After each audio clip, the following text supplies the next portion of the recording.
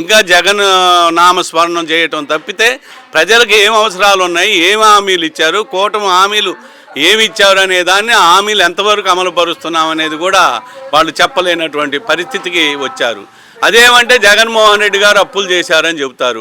జగన్మోహన్ రెడ్డి గారు 10 లక్షల కోట్ల అప్పు చేశారు.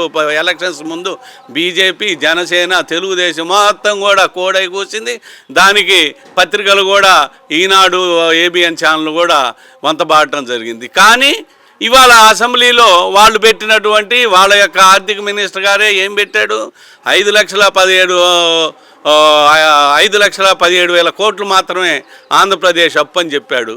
అంటే దానిలో ఇంతకుముందు 3 లక్షల కోట్లు చంద్రబాబు నాయుడు గవర్నమెంట్ 2014 నుంచి 19 వరకు చేయటం జరిగింది. మిగిలిన 3 లక్షల కోట్లు జగన్మోహన్ రెడ్డి గారు చేశారు. అయితే దానిలో 2,50,00,000 కోట్లు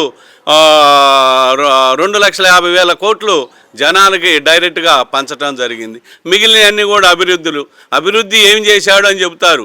ఈ ఊరు ఇప్పుడు ప్రతి ఒక్క విలేజ్కి వెళ్ళండి, జగన్మోహన్ రెడ్డి గారు ఏమి అభివృద్ధి చేశారని ఎంటర్ కాగానే గ్రామ సచివాలయం, ఆర్బీకేలు, విలేజ్ హెల్త్ సెంటర్స్ ఖచ్చితంగా కనిపిస్తాయి.